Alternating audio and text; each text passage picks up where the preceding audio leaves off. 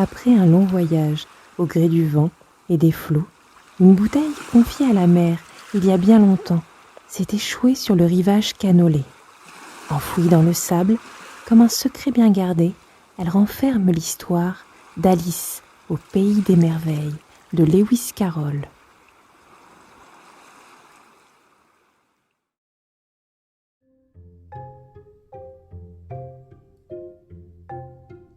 Chapitre 1.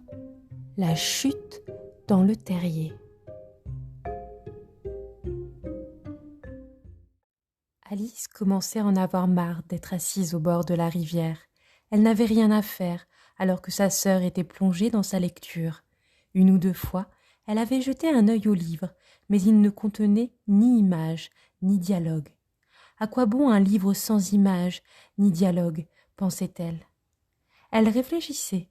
C'était difficile, car la chaleur lui donnait envie de dormir et lui ramollissait le cerveau.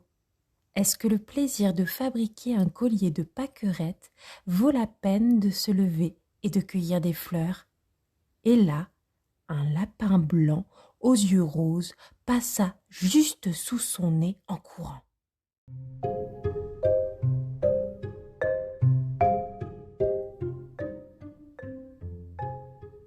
Il n'y avait rien de très extraordinaire à cela. Rien de très exceptionnel non plus à entendre ce lapin marmonner « Sapristi, je vais être en retard !» Quand elle y ressongea par la suite, Alice se rendit compte de ce que cela avait d'insolite. Sur le moment même, elle avait trouvé cela plutôt normal. Mais quand le lapin sortit une montre de la poche de son gilet, la consulta et accéléra sa course, Alice bondit sur ses pieds.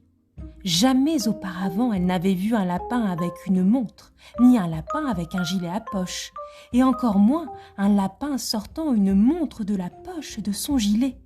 Brûlant de curiosité, elle s'élança à sa poursuite à travers champs. Par bonheur, elle le vit in extremis, plongé dans un grand terrier caché sous la haie.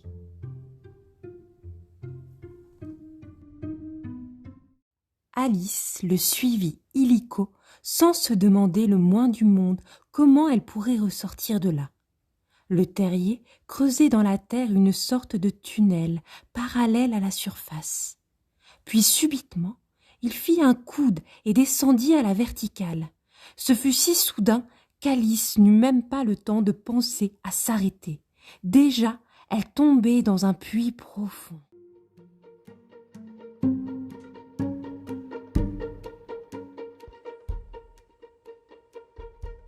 Soit c'était un puits vraiment très profond, soit c'était elle qui tombait au ralenti.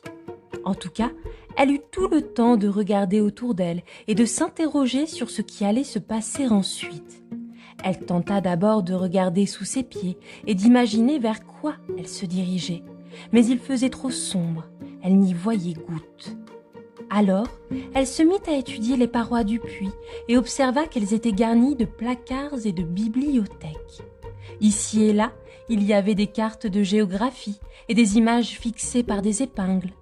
Au passage, elle s'empara d'un bocal sur une étagère. L'étiquette disait « Confiture d'orange ». À sa grande déception, il était vide. Elle se retint de le lâcher par peur de tuer quelqu'un là-dessous, et elle parvint à le poser dans un placard tout en continuant à tomber. « Eh bien, se dit Alice, après une telle chute, je n'aurai plus peur de glisser dans les escaliers. À la maison, ils diront tous que je suis devenue très courageuse. En tout cas, ça ne me fera plus rien du tout, même si je dois dégringoler du toit. » Et c'était sans doute vrai. Alice tombait, tombait, tombait. Cesserait-elle de tomber un jour ? Je me demande combien de kilomètres j'ai déjà parcouru, se dit-elle à voix haute. Je vais arriver au centre de la Terre. Je crois que ça fait bien 6500 kilomètres. Alice, tu vois, avait appris beaucoup de choses de ce genre à l'école. Même si ce n'était pas une occasion vraiment parfaite pour se vanter de tout ce qu'elle savait déjà, puisque personne ne l'entendait, c'était quand même un bon exercice. Oui, je crois que c'est à peu près ça. Mais alors, j'arrive à quelle latitude ou à quelle longitude ? Alice n'avait aucune idée de ce que ces mots signifiaient, mais elle trouvait qu'ils étaient vraiment magnifiques. Elle reprit le cours de ses réflexions. Je me demande si je vais passer de l'autre côté de la terre. Comme ce serait rigolo d'atterrir au beau milieu des gens qui vivent la tête en bas. Ce sont les gentipathiques, je crois. Là, elle était plutôt contente que personne ne l'entende, car elle avait vraiment l'impression de faire une belle soupe de mots. Mais je devrais leur demander le nom de leur pays. Excusez-moi, madame, c'est la Nouvelle-Zélande ou l'Australie ? Elle tenta de faire une révérence polie. Mais essaie, toi, de faire une révérence tout en tombant au fond d'un puits qui n'en finit pas. Je vais passer pour quelqu'un qui ne sait rien. Non, pas la peine, je le verrai bien écrit quelque part. Alice tombait, tombait, tombait. Comme il n'y avait rien d'autre à faire, elle se remit à parler. Dina va me chercher partout ce soir, j'en suis sûre. Dina, c'était sa chatte. J'espère qu'on ne va pas oublier sa soucoupe de lait au dîner. Oh, ma petite Dina, comme j'aimerais que tu sois ici avec moi. C'est vrai qu'il n'y a pas de souris dans ces courants d'air, mais tu pourrais attraper une chauve-souris. C'est presque pareil, tu sais.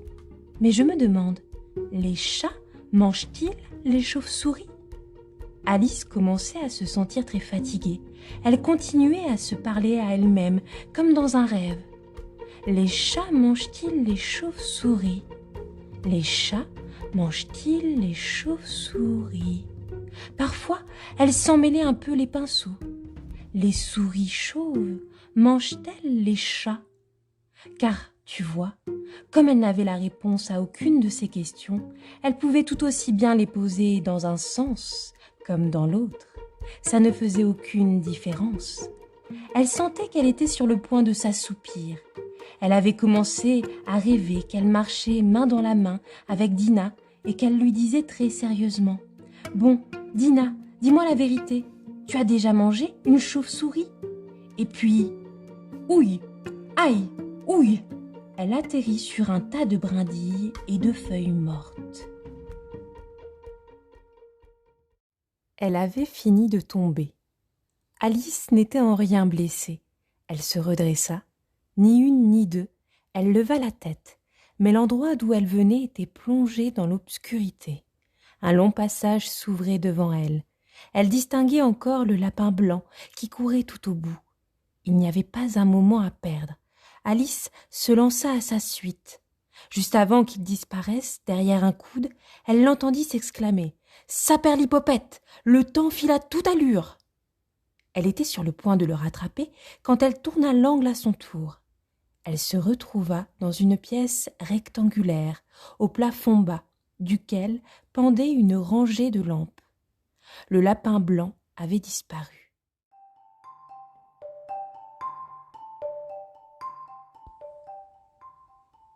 Les murs étaient percés de portes, mais elles étaient toutes fermées à clé. Quand Alice eut fait le tour et les eut toutes essayées, elle retourna au centre de la salle en se demandant tristement comment elle pourrait jamais sortir de là. Elle avisa une petite table en verre épais à 3 pieds. Rien n'était posé dessus, hormis une minuscule clé en or. Alice pensa d'abord qu'elle ouvrait une des portes de la salle, mais hélas, toutes les serrures étaient trop grandes, ou alors c'était la clé qui était trop petite. En tout cas, elle n'en ouvrait aucune. Lors de ce second tour de salle, Alice remarqua un rideau qu'elle n'avait pas vu la première fois. Derrière, elle découvrit une porte d'environ 40 cm de haut et la clé entrait parfaitement dans la serrure. Alice ouvrit la porte. Elle donnait sur un étroit couloir, pas beaucoup plus grand qu'un trou de souris. En s'accroupissant, elle vit un magnifique jardin tout au bout. Elle avait terriblement envie de quitter la pièce sombre et d'aller se promener entre les parterres de fleurs et les fontaines. Mais même sa tête ne franchissait pas la porte. De toute façon, ça ne me servirait à rien, pensa-t-elle, car il faudrait encore passer les épaules. Ah, je voudrais m'escamoter comme une longue-vue. Je parie que j'en suis capable. Il faudrait juste que je sache comment m'y prendre.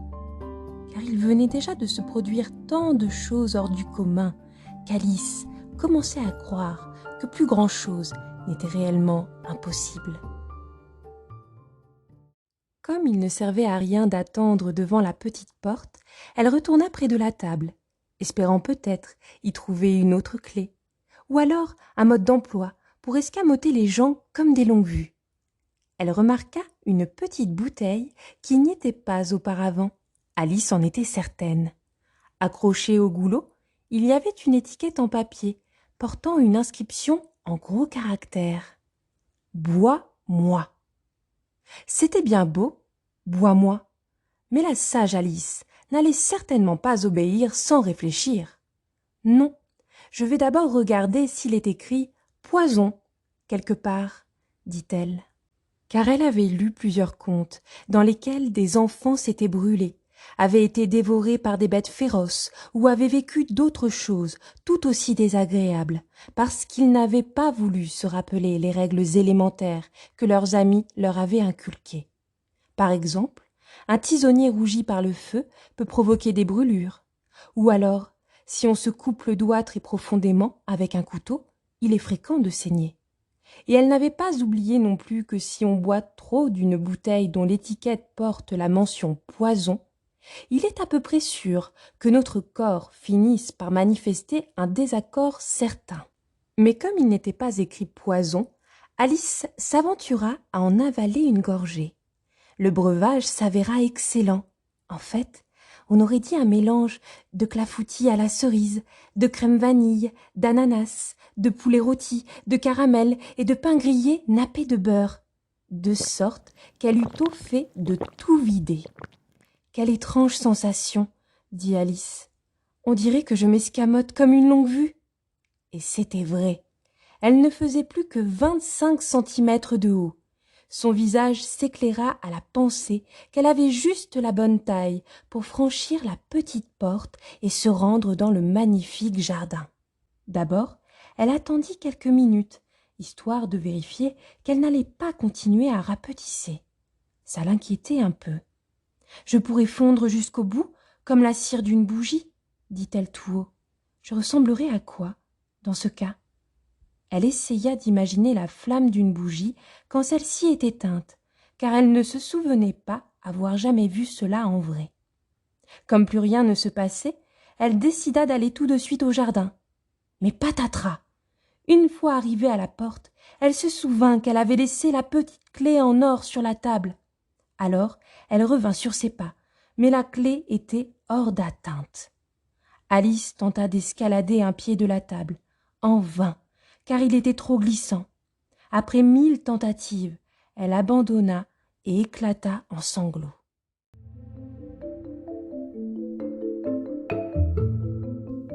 « Allez, tu ne vas pas te laisser abattre pour si peu, » s'admonesta-t-elle.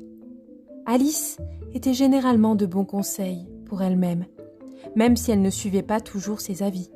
Et parfois, elle était si sévère avec sa petite personne qu'elle se faisait pleurer. Un jour, elle s'était même réprimandée parce qu'elle avait triché au croquet, alors qu'elle jouait contre son double. Il faut dire que cette fille étrange aimait beaucoup faire semblant d'être deux personnes à la fois. « Mais ça ne sert à rien ici, » se dit-elle, « car il reste juste assez de moi pour une seule personne. » Elle aperçut alors une petite boîte en verre sous la table. Elle l'ouvrit. La boîte contenait un minuscule gâteau sur lequel ces mots avaient été écrits avec des groseilles. « Mange-moi !»« D'accord, je vais le manger, » dit Alice. « Si je grandis, j'attraperai la clé. Si je continue à rétrécir, je ramperai sous la porte. Donc, de toute façon, je me fiche de ce qui peut bien arriver. » Elle grignota un morceau de gâteau et, une main sur sa tête pour essayer de savoir ce que faisait son corps, elle dit « Et alors ? Dans quel sens ? Dans quel sens ?»